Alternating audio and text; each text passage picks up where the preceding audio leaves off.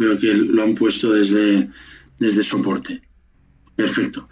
Pues bueno, vamos a empezar con el tema 4, que es un tema que ya os digo que es muy prosaico. O sea, es un tema que lo que vamos a ver es la regulación pura y dura de las modalidades preventivas. Veremos las que hay, que no son otras que las recogidas en el ordenamiento jurídico. Entonces, sobre todo, tenéis que quedaros con la idea y a partir de la idea no queda más remedio que memorizar los requisitos de cada una de las modalidades, porque son los que vienen establecidos en los artículos del 10 al 21 del Reglamento de los Servicios de Prevención. Entonces, como ideas, comentaros que el tema de hoy ocupa 2 sesiones. Entonces, hoy veremos una parte hasta el SP propio y el siguiente día empezaremos con el ajeno. Pero como idea general que me interesa que os quedéis.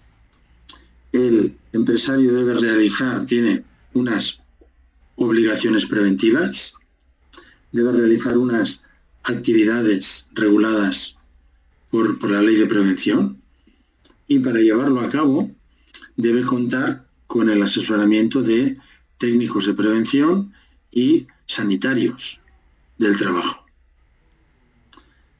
Entonces, estos profesionales, este trabajo técnico, se debe llevar a cabo además en el formato de alguna de las modalidades preventivas recogidas por la normativa. ¿Cuáles son esas modalidades? Y luego veremos los requisitos de cada una de ellas. Lo que estamos hablando es quién hace de técnico para el empresario. Y por lo tanto, quién elabora el plan de prevención, la evaluación, la formación y, de la parte sanitaria, los reconocimientos médicos y calificación de aptitud. Entonces, tenemos una primera modalidad que es para empresa muy pequeña. En esa primera modalidad sería la que se llama asunción por parte del empresario, que lo que quiere decir es que el que hará de técnico es el propio empresario. El propio empresario actuará como técnico y realizará la evaluación, etcétera, etcétera. Como luego veremos, esta modalidad está regulada, pero en la práctica se da muy poco. Casi nunca se aplica. Y tiene una limitación, aparte de ya veremos el tema del número de trabajadores, etcétera, pero tiene una ya muy importante, que es que nunca podría asumir la parte sanitaria, aunque fuera médico, que fuera una clínica y el empresario mismo fuera médico del trabajo, no la podría asumir por el aspecto de la confidencialidad de los datos médicos de sus empleados. Entonces tenemos una primera modalidad y el empresario hará de técnico. Se formará como técnico y hará de técnico. Para empresa muy pequeña y, como ya os digo, en la práctica prácticamente no se da. Luego tenemos otra modalidad, que es que el empresario no hace de técnico, pero designa a alguno de sus empleados para que haga de técnico. O sea, el técnico de prevención está en la plantilla de la empresa. También, claro, lógicamente se le deberá dar a este técnico la formación y los medios. Entonces, esta modalidad se llama trabajador designado o designación de trabajadores. Tampoco es muy frecuente que se dé. Luego tenemos una modalidad que es el servicio de prevención propio. Aquí ya quiere decir que en empresas grandes se obliga a tener un departamento de prevención interno. Por lo tanto, esta modalidad es obligatoria a partir de un volumen de trabajadores.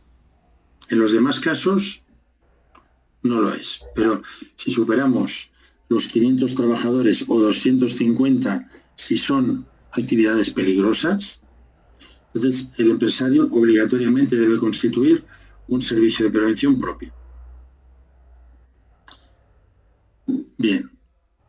Luego tenemos el servicio de prevención ajeno, que son unas entidades especializadas con las cuales los empresarios pueden contratar la prevención. O sea, es la externalización de la prevención. En las que habíamos visto hasta ahora eran internas, o lo hacía el empresario, o lo hacía un trabajador de plantilla, o lo hacía un departamento interno de la empresa. Ahora no, ahora lo vamos a contratar con una entidad externa, especializada, cuya plantilla son técnicos de prevención y sanitarios, que firmarán un contrato con la empresa e irán allí, le harán la visita y le realizarán todas las actividades preventivas. Por lo tanto, es una modalidad externa. La modalidad externa puede ser complementaria de la interna o puede ser exclusiva. Cualquier empresa puede optar, o asume el empresario o no designa a un trabajador, o puede optar por contratarlo todo con el ajeno. Solo la gran empresa, al venir obligada al SP propio, esta sí, en su caso nunca podría ser modalidad exclusiva el ajeno, pero sí podría ser complementaria del propio, si es, como os digo, una gran empresa. Y a partir de ahí nos queda otra, que es un poco como un mix, que es cuando la empresa tiene un SP propio y por razones geográficas o del mismo grupo empresarial o el mismo sector, ya le conviene que ese SP propio pueda dar servicio a otras empresas que están en el mismo edificio, en la misma zona, que son del mismo grupo empresarial. Entonces, unos medios que son internos se van a compartir con otras empresas si se da este requisito que os digo, geográfico o de pertenecer al mismo sector o al mismo grupo empresarial. Ya lo veremos esto. Por lo tanto, más allá de los requisitos de cada uno de ellos, que ahora veremos, me interesa que os queden claros los conceptos. Cualquier empresa, si quiere, opta por la modalidad interna o si quiere, contrata todo con un ajeno. Con la salvedad de las grandes empresas de más de 500 trabajadores o 250 de actividad peligrosa, que obligatoriamente deben constituir un departamento que se llama Servicio de Prevención Propio. Entonces aquí solo podrán contratar con el ajeno aquello que no realizan con el propio. En el resto de casos, si quieren, lo hacen todo con el ajeno.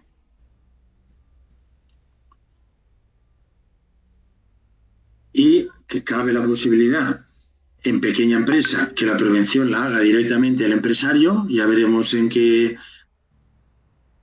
requisitos, o que nombre a un trabajador para que haga de técnico, y si no, como os digo, vendrá obligado al propio o contratará con el ajeno como modalidad exclusiva, contratará toda la prevención o como modalidad complementaria si antes tiene una modalidad interna. Y el mancomunado, ya lo veremos, es para empresas del mismo grupo, sector o zona geográfica. Perfecto. Pues teniendo esto claro, bueno, siempre hemos dicho eso, que el técnico, el empresario, necesita que se le asesore por parte de los técnicos de prevención. Estos técnicos de prevención deben formar parte de una modalidad preventiva. En España,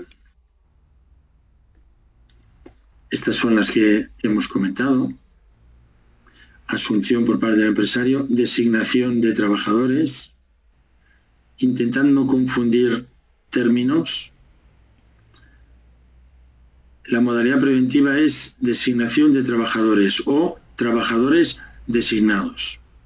Nada de delegados de prevención. No, los delegados de prevención era el tema sindical, el tema de los sindicatos. Estos no son los delegados de prevención, estos son los trabajadores designados. El SP propio, el ajeno y el mancomunado. No se permite ninguna otra modalidad distinta. Por lo tanto, no se permite que un profesional formado como técnico de prevención se dé de alta como autónomo y sea contratado por la empresa para realizar la prevención. No se permite.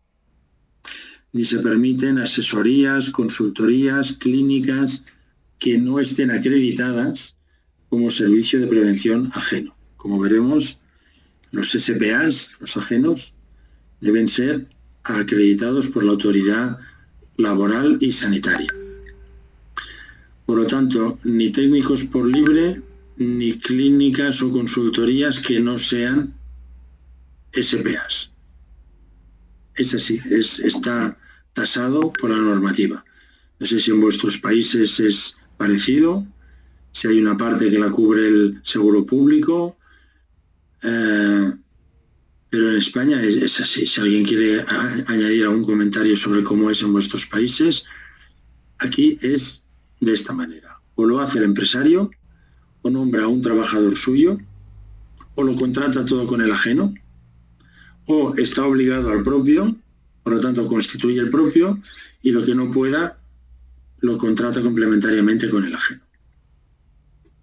Y el mancomunado, que ya lo veremos el próximo día como un caso más singular.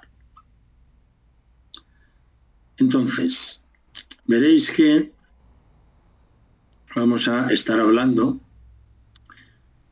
por ejemplo, vamos a decir que la asunción por parte del empresario es para empresas que no sean del anexo 1 del Reglamento de los Servicios de Prevención. Por eso yo antes os quiero explicar qué es esto de las actividades del anexo 1.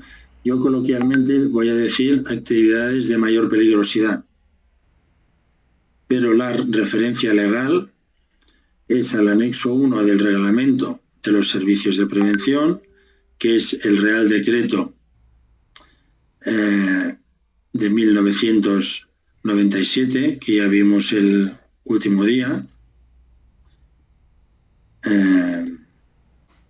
A ver, un segundo. Y que son todas estas actividades que veis ahí. Es una lista tasada de estas actividades. Es el Real Decreto 39/97, que ya dijimos que es la norma principal que desarrolla la ley de prevención. Después de la ley es la más importante. Entonces aquí ya veis, cuando digamos que no sean actividades del anexo 1, pues quiere decir que no sea una de estas que tenemos de la letra A a la L. Que no sean radiaciones ionizantes, ni cancerígenos de categoría 1A y 1B, ni productos químicos de alto riesgo, ni biológicos de grupo 3-4, ni explosivos, minería, inmersión, construcción, siderurgia, construcción naval, gases comprimidos, licuados, el polvo silicio y los riesgos eléctricos en alta tensión. Por lo tanto, si tenemos, vamos a empezar para que veáis cómo funciona esto. Si tenemos la modalidad de asunción por parte del empresario, pues los requisitos, como hemos dicho, es una modalidad libre para el empresario. Si quiere lo hace, si no, no lo hace. Debe ser un máximo de 10 trabajadores o de 25 en un único centro de trabajo. Por lo tanto, esto no queda más remedio que sabérselo de memoria para el examen.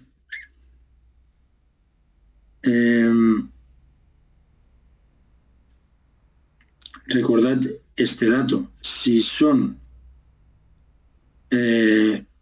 4 trabajadores en 4 centros de trabajo, ¿Lo pueden hacer? ¿Puede asumir el empresario? Dices, hombre, está por debajo de los 25. Sí, pero cuidado que este dato, si hablamos de 25, es en un único centro de trabajo. Si tiene 4 trabajadores en 2 centros de trabajo, sí lo puede hacer, porque aquí solamente estamos por debajo de los 10 trabajadores. Pero a partir de 10 debe ser en un único centro de trabajo. Además debe ser que no realice actividades de las que hemos visto anteriormente, ninguna de estas de la A a la L, que el empresario esté habitualmente en el centro de trabajo, en los centros de trabajo, y que tenga capacidad suficiente. La formación como técnico de prevención de nivel básico, intermedio o superior. No podrá asumir la vigilancia de la salud por el tema de la confidencialidad que hemos comentado anteriormente.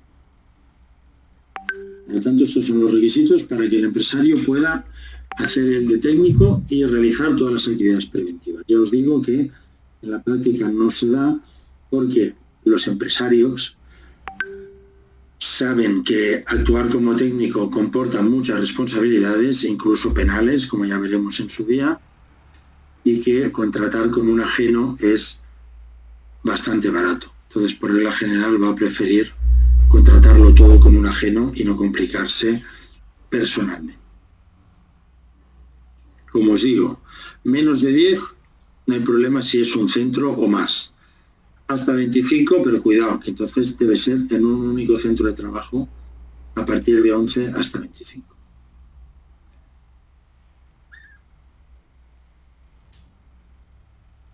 La designación de trabajadores.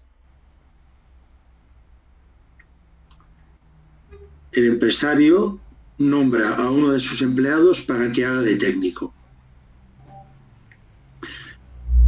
Se puede dar en empresas pequeñas y medianas y también es voluntario.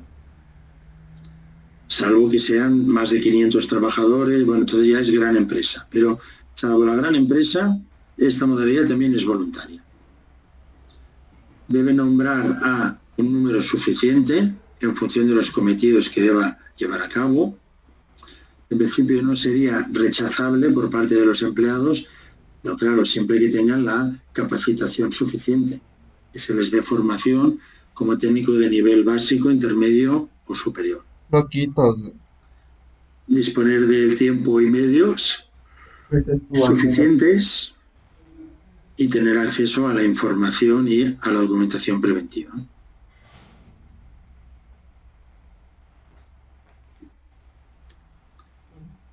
Y aquí tenemos la peculiaridad de que es compatible la función que hará como técnico de prevención con otras funciones en la empresa. Por lo tanto, no tiene aquí dedicación exclusiva. Salvo que estemos por encima de 500 trabajadores o 250 del anexo 1, que asuma el empresario o designe a trabajadores es voluntario. Lo puede hacer y combinarlo con un SP ajeno o no complicarse la vida y contratarlo todo con el ajeno, que es la modalidad mayoritaria en España. Casi todas las empresas lo tienen todo contratado con el ajeno.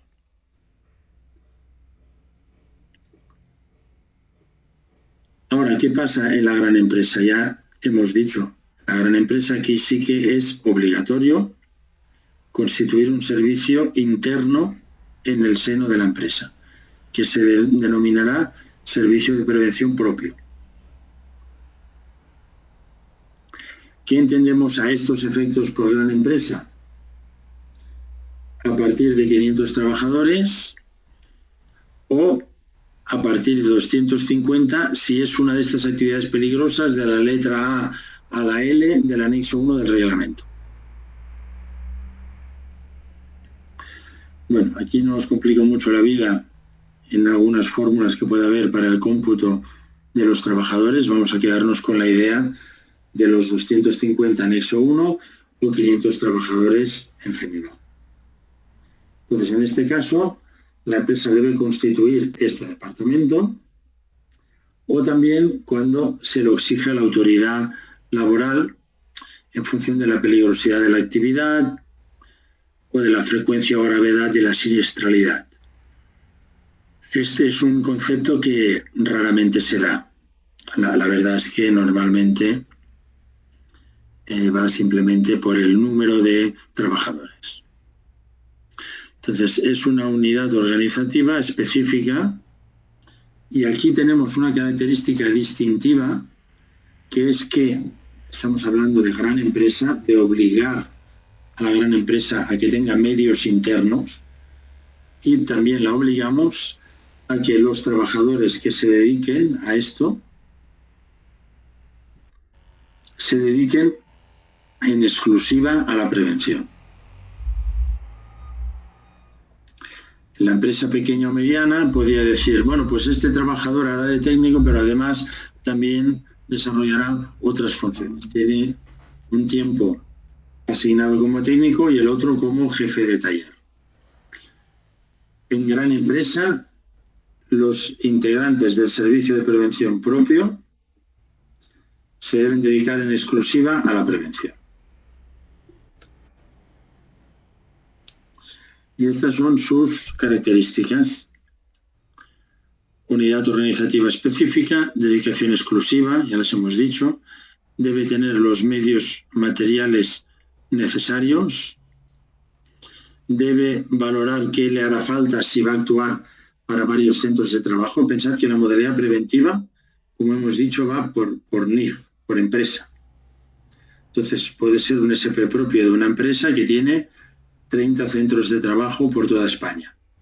Bueno, pues claro, no será la misma dedicación que un SP propio que su empresa solamente tenga un centro de trabajo. Deberá tener más visitas, más desplazamientos, por lo tanto deberá tener en cuenta este hecho. Debe cubrir al menos 2 especialidades preventivas. Recordaréis cuáles son las especialidades, ya las dijimos. Son la seguridad, y además habéis tenido que aplicarlo al caso práctico, la seguridad en el trabajo, la higiene industrial, la ergonomía y psicosociología y la medicina del trabajo. Pues debe cubrir al menos 2 de estas 4, con un técnico de nivel superior, por lo menos, y con técnicos de nivel intermedio y básico que lo complementen. Si asumiera la medicina del trabajo, ya recordaréis que para la medicina se requiere siempre un médico del trabajo y un DUE de empresa. Lo que no realice con sus propios medios, lo debe contratar con un servicio de prevención ajeno. Y además deberá realizar una memoria anual cada año. Perfecto. Pues ya tenemos el SP propio también visto. Claro, cuando asume el empresario no, pero cuando el técnico además es plantilla de la empresa, como sería el caso del trabajador designado o el SP propio, puede haber a veces un conflicto con la producción, porque resulta que pues producción quiere que quitemos las protecciones para ir más rápido y prevención quiere que no, que la máquina debe llevar unos resguardos, unas protecciones, unos paros automáticos, aunque ralenticen la producción en beneficio de la seguridad. Entonces, por esto, los integrantes de la modalidad interna, cuando el técnico es a la vez trabajador de la empresa, tienen unas garantías laborales igual que si fueran representantes de los trabajadores. Alcanzaría, como os digo, a los trabajadores designados y a los miembros del SP propio o mancomunado. Y bueno, son unas garantías en caso de sanción o despido disciplinario, también de prioridad de permanencia en la empresa en caso de expediente de regulación de empleo, no ser despedido ni sancionado durante el ejercicio de sus funciones y al año siguiente, siempre que sea por el ejercicio de sus funciones, y el derecho entre readmisión o indemnización en caso de despido improcedente. Bueno, son unas mayores garantías para que el empresario se vea obligado a tener un mayor respeto, digamos, por estos trabajadores y no hacer una acción coercitiva sobre ellos para que obvien aspectos preventivos en beneficio de la producción.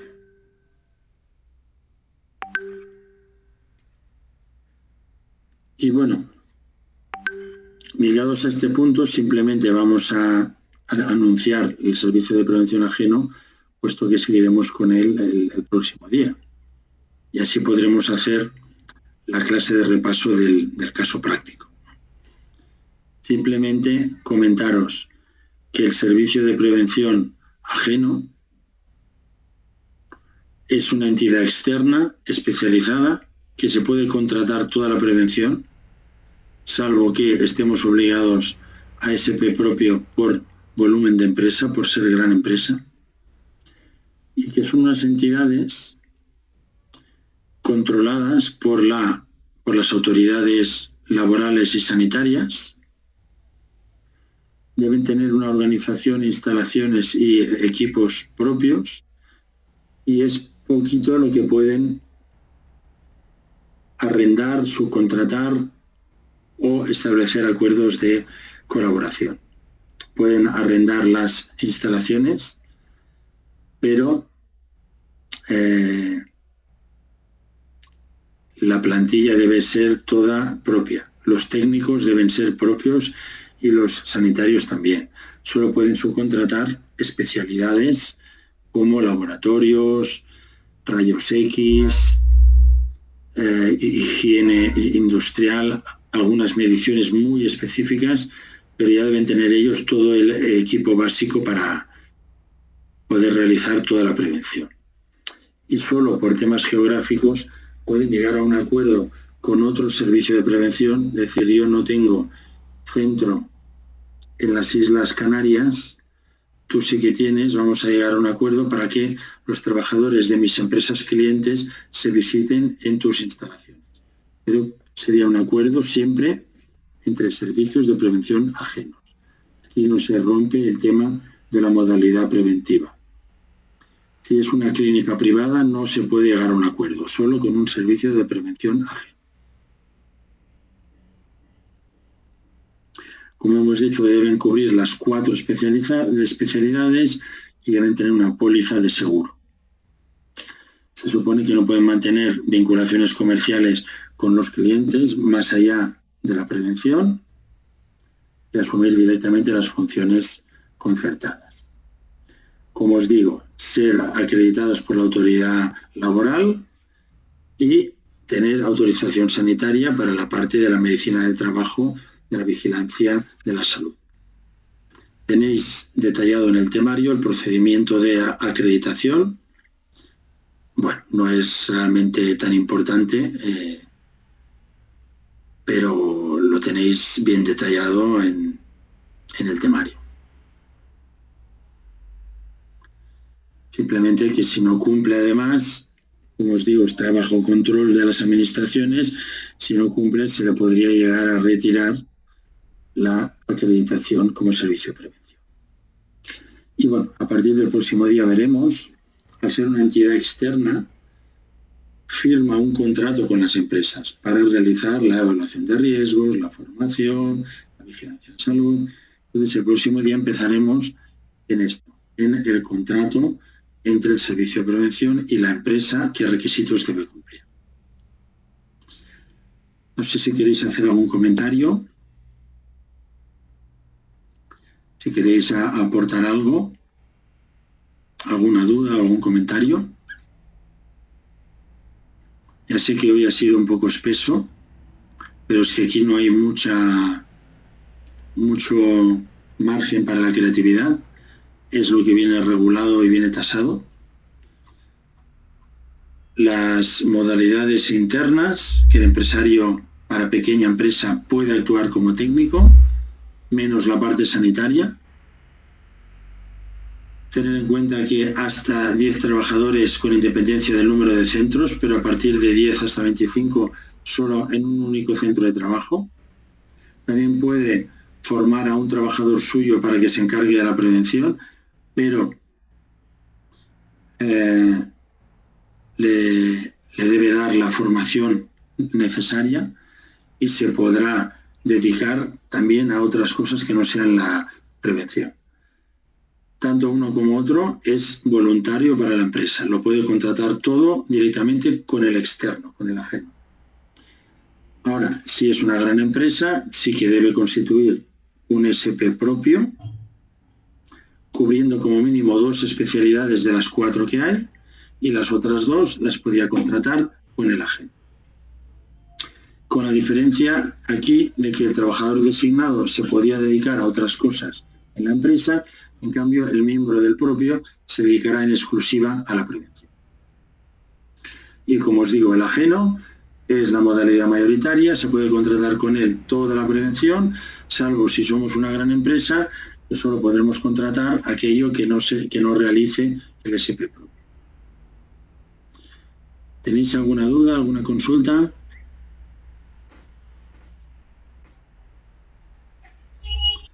¿Nadie quiere hacer ninguna aportación? Pues bueno, voy a